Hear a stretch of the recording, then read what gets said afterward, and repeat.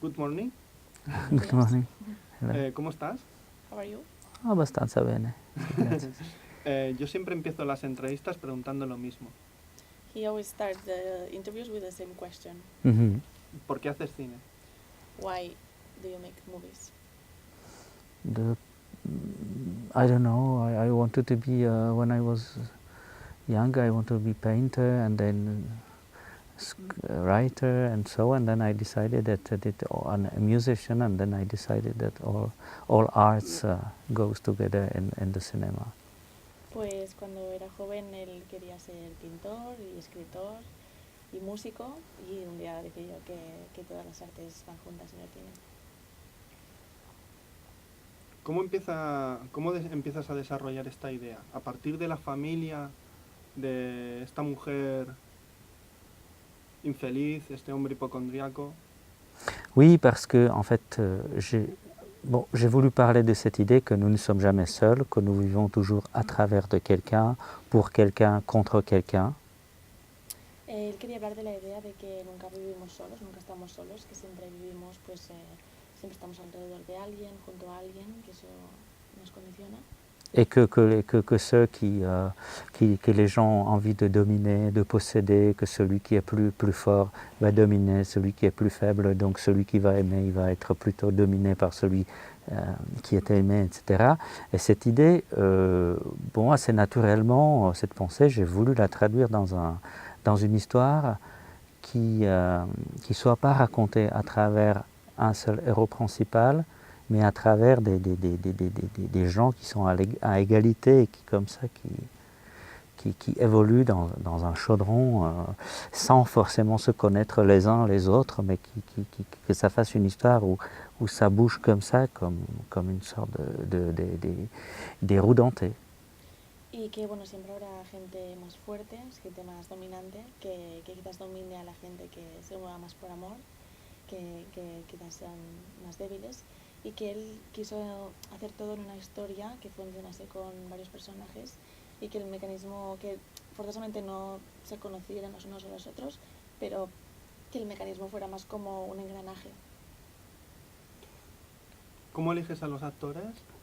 O sea, me has comentado que el matrimonio protagonista, ya habías trabajado con ellos, pero la introducción de los gitanos, que son actores no profesionales, como me has comentado, creo que hace una mezcla muy interesante sobre los extremos de la sociedad en un mismo espacio, ¿no? Oui, en fait, il y a Karel Roden, Lenka Vlasakova, j'ai fait déjà un film avec eux, ils jouaient des intellectuels pragois il y a des années déjà, et ici j'ai voulu les transfigurer en ces personnes, dont un qui est hypochondriaque, elle a ses difficultés, c'est des gens plutôt des périurbains. Ce ne sont plus des paysans, c'est des périurbains, mais ils n'ont rien à voir avec les rôles avec les caractères qu'ils incarnaient dans mon film que j'ai fait au début des années 2000. Et j'ai voulu... Ils sont très connus, Karel Roden est très, très connu en République tchèque parce qu'il a fait aussi quelques films aux États-Unis. Il a tué déjà Robert De Niro, donc c'est quelqu'un qui est très connu là-bas. Et j'ai voulu les mettre dans le même film avec les non-acteurs gitans, roms, que j'ai trouvé pour un film précédent et que je trouvais magnifique. Et donc j'ai voulu les mettre tous ensemble. Efectivamente, con la pareja protagonista ya había rodado antes. Los personajes son completamente distintos a la peli que rodó en 2000, porque ahí eran dos miembros de la burguesía de Praga y aquí pues ha querido, pues no son payeses, pero bueno, el otro viven, extremo, ¿no? Exacto, viven en el campo y los personajes no tienen nada que ver. Y un campo periurbano, una... Sí, como en sí, un barrio al lado, sí, la periferia urbana. Sí. Además pasa una carretera, sí. Es como, ¿no? A las afueras, ¿no? Sí. Y Karel Roden es súper conocido en Praga y ha estado en Estados Unidos, ha trabajado con Robert De Niro, es alguien muy muy conocido que, pues, bueno, y enfrentarlo un poco a estos otros actores que no conoce nadie. Et donc c'était pour moi intéressant artistiquement, mais aussi sur le plan je dirais, humain ou même civique, de mettre ensemble les acteurs les plus connus avec en fait des Roms qui sont quand même assez méprisés en République tchèque et de faire ensemble qu'on puisse faire ce film tous ensemble. Donc ça avait aussi un sens humain pour moi. Juntar estos dos tipos de actores pues fue muy interesante a nivel artístico, pero también a nivel humano, porque bueno, la etnia gitana pues también está un poco menospreciada en República Checa, y juntar esto como casi un experimento y ver pues qué pasaba, y esto me parece muy interesante. Ouais, donc ça m'amusait de mettre une actrice très connue nue avec un gitan nu dans le même lit et de dire voilà, je pense que ça ne s'est jamais produit dans le cinéma tchèque. Y la escena, por ejemplo, donde la actriz famosa y el actor gitano comparten un nudo en el hotel, pues cree que eso no se ha hecho nunca en el cine checo. Llama mucho la atención el aspecto formal de la película, porque empiezas con blanco y negro, cambias a color, vuelves al blanco y negro, vuelves al color. ¿Cuál era tu idea? ¿Qué querías plasmar en la película a través del color o de la ausencia de él? Oui, parce que comme c'est un film hyperbolique, qui à la fois se veut assez réaliste, assez proche des personnes, il cherche à être vrai, mais en même temps il est hyperbolique, il n'est pas réaliste. Et donc la couleur c'est la même chose. Comme les fauves, je veux exprimer les émotions par la couleur ou par la non-couleur. Le noir et blanc est aussi une couleur, c'est la couleur parce que c'est la plus grande stylisation de la couleur, c'est le noir et blanc. Et donc j'ai voulu avoir ces extrêmes et de parler des émotions aussi à travers la couleur. Para él es una película hiperbólica, entonces con el color y el blanco y negro quería hacer un poco lo mismo. Sus personajes, él con la película quiere acercarse a esos personajes y ser próximo y ser sincero, pero al mismo tiempo dar ese contraste, y formalmente lo hace con el color. Se inspira en el movimiento artístico del fauvismo, que utilizaban el color no de manera realista, sino para expresar emociones y expresarse emocionalmente con la pintura. Y eso es aquí lo que ha querido hacer él. Oui, parce qu'en fait, j'ai voulu, premièrement, donc j'ai cherché être, en fait, j'appelle ça être au-delà du réel. C'est pas être surréel, mais au-delà du réel, d'échapper au réalisme primaire tout en étant vrai. Ça, c'était la première proposition que je me suis faite. Et la deuxième, j'ai voulu aussi être libre, j'ai voulu travailler avec le noir et blanc. Je me suis dit, si je ne le fais pas maintenant, quand est-ce que je le ferai? Donc j'ai voulu aussi avoir cette liberté de le faire parce que ça m'a plu. Et donc au début, quand nous sommes plongés dans leur quotidien, où ils sont tous assez déprimés, bon, je débute avec le noir et blanc. Et en fait, la couleur, elle arrive quand elle décide de suivre ses émotions, quand elle décide de suivre son amour. C'est un choix tordu, bien entendu, mais c'est un choix émotionnel. Et la couleur arrive avec ça, et puis elle disparaît quand à nouveau elle a cette rechute émotionnelle, à nouveau elle se dit que rien n'est possible dans la vie, etc. etc. Donc c'est ce travail avec les couleurs et avec le noir et blanc qui m'intéressait dès le début. Varias razones también hay aquí. La primera es que no es que haya querido hacer algo surrealista, pero sí que quería alejarse un poco del realismo más al uso. Y, Soprarealista. Sí, como súper realista, más allá del realismo, y para eso formalmente ha utilizado esto. Además, él quería ser libre con esta película, quería utilizar el blanco y negro, y también se dijo, si no lo hago ahora, ¿cuándo lo voy a hacer? Es un buen momento con esta película. And the third reason? Alors, qu'est-ce que... Le supraréalisme, oui. Et après le choix. Parce que le choix, et après j'ai dit que quand ils sont, au début, quand ils sont tous dans leur vie déprimante, nous débutons avec le noir et blanc, et quand elle décide de suivre ces émotions. Una pequeña guía para seguirlo es que al principio empezamos en blanco y negro, Sí. sus vidas son grises, mancas de emoción, de color.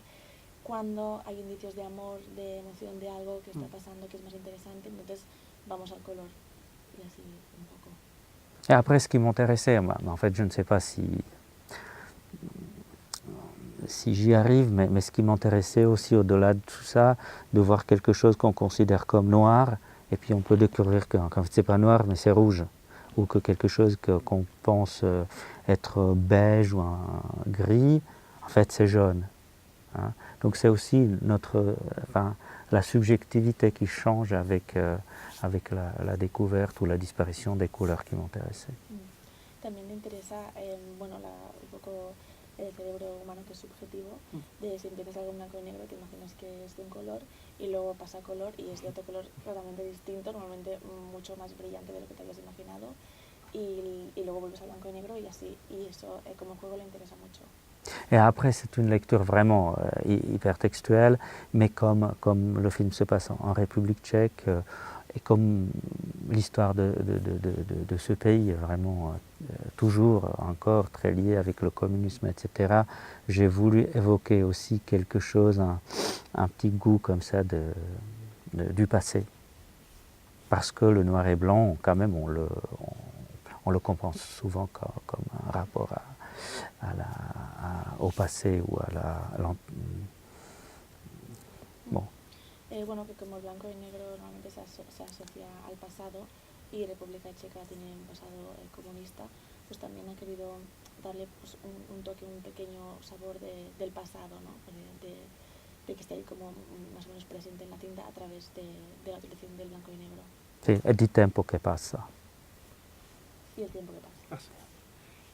Si tuvieras que buscar alguna referencia a nivel cine, a nivel literatura, a nivel música, a nivel pintura sobre la película, o sobre las que tú trabajaste, que te sirvieron como espejos, ¿no? para guiarte en la construcción de la película, ¿cuáles serían? ¿O no pensaste en ello? What references did you use to work on the movie of all fields, like painting or music or books? Anything that inspired you, guided you through the making of this movie?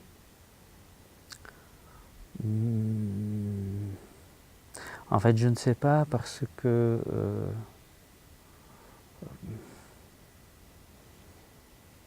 non, je pense qu'on est tous habités par un nombre considérable de films qu'on a vus, par le cinéma qu'on aime, mais après, une référence claire, je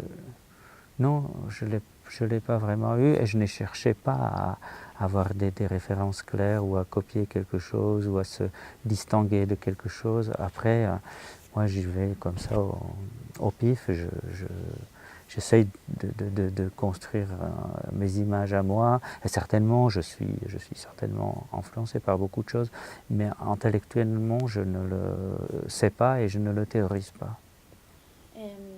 No le gusta tampoco teorizar sobre sus referencias y tampoco las tiene muy presentes, simplemente dice que bueno, todos hemos visto pues muchas películas, que evidentemente hay muchas influencias, pero que no lo teoriza ni lo racionaliza, ni hay algo en el que se haya basado a la hora de hacer esta película, sino que es una suma de todo lo que ha visto, lo que ha oído, etc. anteriormente.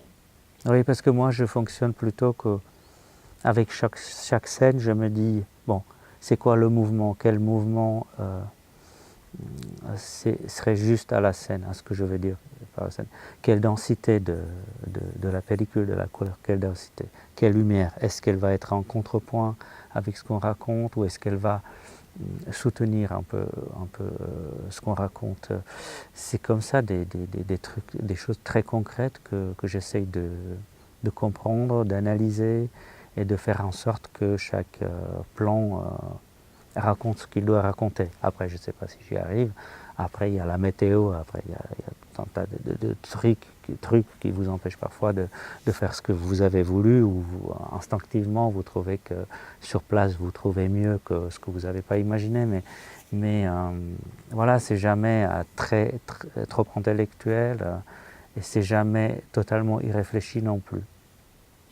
Sí, a la hora de rodar, pues él se basa más en escena por escena, en cosas más concretas que le ayudan a rodar, a saber lo que quiere decir. Que bueno, luego evidentemente pues hay problemas a la hora de rodar siempre y que luego igual no se llega donde él quería llegar, pero que le ayuda pues con cosas más específicas, centrarse. Oui, mais j'ai dit qu'à chaque scène, que je me pose la question, quel est le mouvement de caméra le plus juste? Est-ce que la lumière va en contrepoint ou est-ce qu'elle souligne ce qu'elle dit? Et le son pareil. Cosas concretas como el movimiento de cámara cuál es, si la luz pues tiene que recalcar lo que están diciendo o no, para expresarse. Esta película, en el contexto de tu carrera, ¿qué ha significado? Je ne sais pas. C'était un projet que j'ai eu pendant des années, je n'arrivais pas à le financer. Après, donc, j'ai fait un autre film avant de faire celui-là. Et je ne considère même pas que j'ai une carrière. Je pense qu'on a une vie de cinéaste aujourd'hui. Vous ne savez pas trop ce qui vous arrive. Vous faites comme vous pouvez avec les moyens du bord, avec les financements qui parfois tombent, qui ne tombent pas. Et ouais, c'est un engagement, le cinéma, mais c'est pas, enfin, en termes de carrière, je ne crois pas avoir une carrière. Fue una película un poco difícil de financiar, hizo otra película mientras estaba levantando esta. En términos de carrera, él no cree que tenga una carrera como cineasta, sino que va haciendo películas y que hoy en día pues es muy difícil como director saber cuál va a ser tu próximo proyecto, porque la financiación es muy difícil, etcétera. Y entonces que se trata de ir haciendo y tampoco prever qué va a significar esto, sino simplemente hacerlo. Mais en gros, je peux dire que si le film précédent qui est sorti en France ou en Argentine sous nos Zanetta, si c'était un film vraiment très social sur les Roms, et un film où vraiment je suis en fait très social, très dans la réalité, ça, ce film se voulait différent, hyperbolique, écrit, très écrit. Et après, par la suite, on a fait un road movie qu'on a tourné quasiment sans scénario ou presque, et qu'on a construit au fur et à mesure. C'est-à-dire, à chaque fois, je cherche à faire un film différent. Je n'ai pas choisi un certain type de cinéma que je répète. Voilà, donc à chaque fois c'est nouveau, à chaque fois vous n'avez aucune certitude et vous cherchez juste à comment faire le film, donc on recommence à chaque fois, on recommence. Que bueno, cada vez es lo que buscas hacer algo diferente, partir un poco de cero. Para la película anterior a esta era un film muy social, muy natural. Para esta mucho más dialogado, mucho más suprarrealista, como decía antes. Y el siguiente que rodó también fue una road movie que prácticamente sin guión. Entonces es lo que busqué es hacer algo, comenzar de nuevo con cada película. Y ahora para terminar, me gustaría que me dijeras qué película cambió tu mirada como espectador o una de ellas, porque todos tenemos muchas. One of the movies that changed your view as an audience. Quel film? Which film changed? A film that changed something in you, the way you watch films. Bah, c'est une question hyper difficile. Il y a beaucoup de films. Muy difícil. Non, parce que depuis l'enfance, quand j'étais tout petit, j'ai vu les Chaplin. Les Chaplin? Oui, Chaplin, you know. Oui, oui. Je ne sais pas, c'est une histoire. On reprend. Hein. C'est compliqué comme question parce que on a vu beaucoup de films. Je pourrais parler de Bresson, de Godard, de la nouvelle vague en général, je pense qu'il a eu une grande influence sur ma génération, enfin sur le cinéma d'aujourd'hui. Ici, il y a eu Carlos Saura, dont j'ai parlé, qui m'a beaucoup plu. C'est un des cinéastes vraiment très important pour moi. Ana Elelu, Cría Cuervos, tout ça, ça m'a beaucoup... La película tiene algo de Cría Cuervos. ¿Cómo?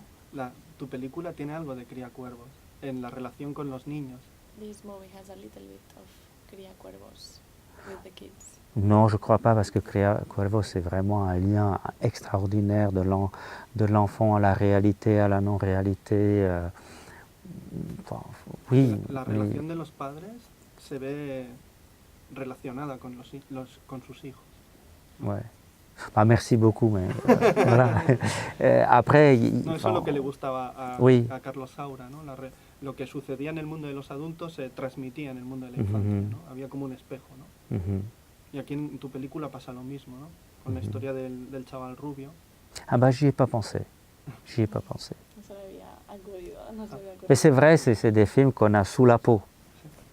Les films de Saura, on les a sous la peau, comme on a Bresson sous la peau et quelques autres. Et c'est vrai qu'en général, moi, j'étais plutôt influencé par le film européen et moins par les films américains. Sí, su influencia mayor han sido los filmes europeos, bueno, como he dicho antes, Bresson, Godard, la Nouvelle Vague fue importante para su generación, y aquí en España pues Saura me encanta, y Carlos Saura es uno de los, como Bresson, de los que tiene como a flor de piel, ¿no? A la hora de hacer películas. Mais après, je dis ça que c'est pas vrai, parce qu'il y a beaucoup de très beaux films américains qu'on regarde, mais c'est vrai que je pense qu'on est plus attaché toujours au film national, au cinéma de notre pays, parce qu'on peut connaître on a connu les cinéastes qui ont fait ces films-là, donc bien entendu, par exemple la Nouvelle Vague tchèque, c'était très important pour moi, parce que aussi j'ai connu les personnes qui ont fait ce cinéma. Après, d'autres films sont plus lointains, etc. Donc le rapport, c'est pas juste que le rapport que vous avez au film, mais aussi à l'environnement dans lequel le film a été fait. Est-ce que vous avez eu la chance de rencontrer ces gens-là, les auteurs de ces films, etc. Que no es que no le guste el cine americano, también hay cosas muy buenas, sí.